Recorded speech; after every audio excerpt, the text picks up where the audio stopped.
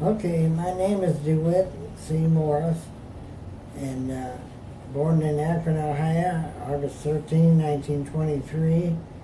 I went to school there and graduated from high school in May of 1942. And then I joined the Army Air Corps in November the 30th, 1942. These questions are about your time in Bikini. Yeah, Bikini, right? When were you there? I was there in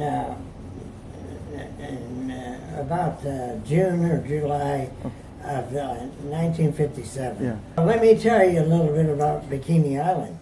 It was a mile long and a half a mile wide, and it looked like a banana. And it had one real high antenna so they could talk to the other islands out there. What were the living conditions like there?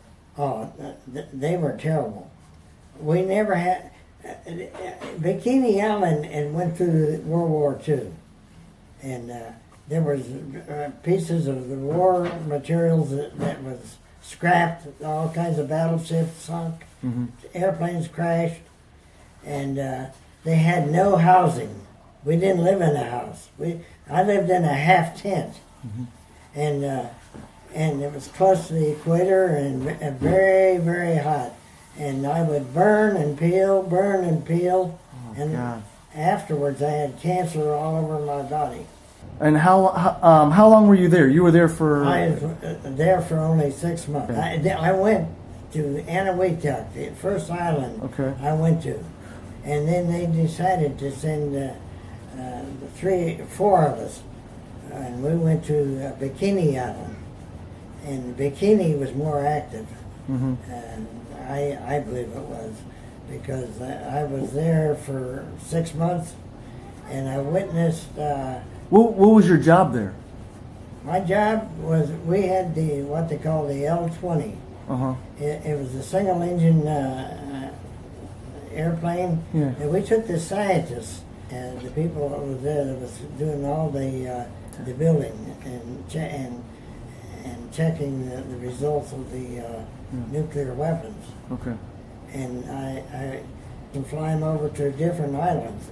And they were building something that could stand up to a nuclear bomb.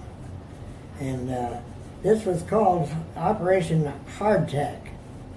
That was the operation of our mission there.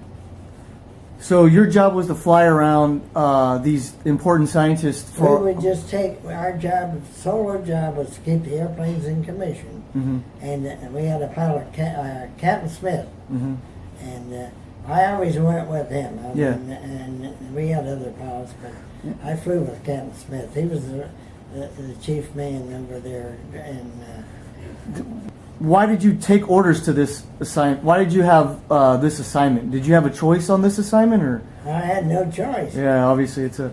Did you receive a safety briefing on the hazards there? No, I never received no safety briefing on the hazards. Did they give you any medical stuff or like a REM meter? We had one, but most of the time we only wore short pants, and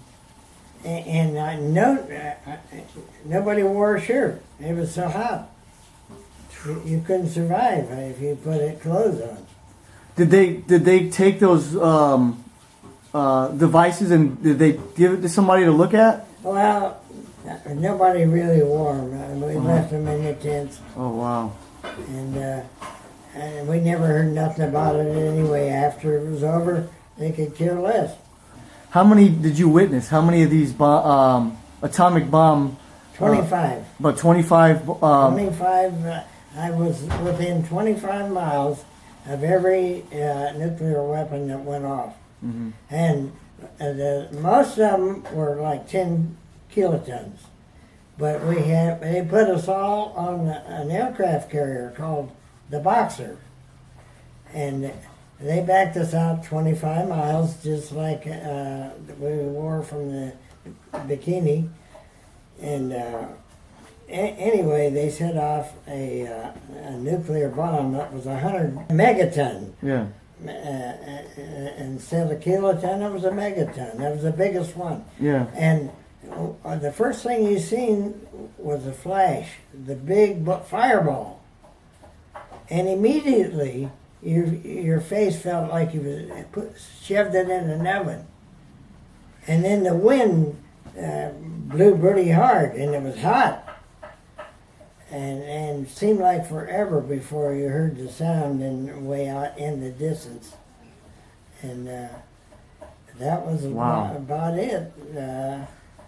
And one thing about the Marshall Islands, we had the best food going. We had, really?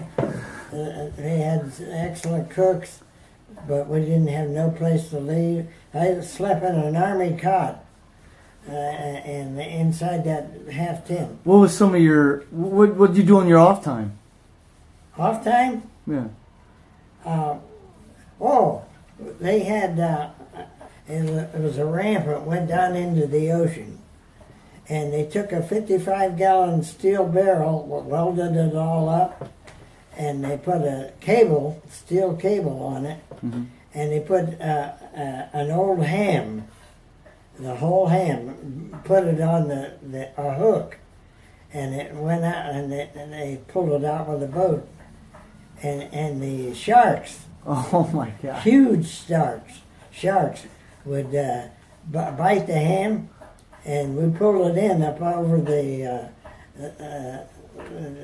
a V trough that we had, yeah. And the guy hit it with a great big sledgehammer. It was an axe. Killed the shark to kill it. Oh my! Because only one side that's where we poured our garbage. Sharks' garbage. They were all around there. Hey, did you ever get a chance to interact with any of the locals, the natives on the island? They all were gone. There was no locals there. Okay. They put them in another island somewhere far distance from where we were at. We were the guinea pigs. What was your opinion on the development of atomic weapons back then? Well, I thought it was very, very necessary. We need to protect our people, first of all, and I believe that's what the science is. They were trying to make a clean weapon, mm-hmm. and to cut down on and only destroy the people by the nuclear heat that it produced, because it 25 miles away and you felt the heat immediately. Yeah. It had to be something really bad. How did the friends that you made there, how did they feel about the testing? How did the people that you worked with there, how did they feel about the testing? Well, they had some people that was there all the time. And I forget the company that run it, but they got paid pretty big money, and they had the best of food. Mm-hmm. But a lot of them, I'm not going to go into that because it's a bad thing that happened. And anyway, this was a joint military exercise. We had troops from all the branches of the Army, Navy, Marines, and Air Force. Mm-hmm. And a lot of them really did. They went and drank and stuff, and they would get in fights. And some of them tried to swim back to the States, and they didn't make it. So there was some guys that died there? Yep. Well, I've enjoyed talking to you all, and I met some of you people up there when I was up. We had the hurricane down here, and it was nice meeting you. And God bless you all.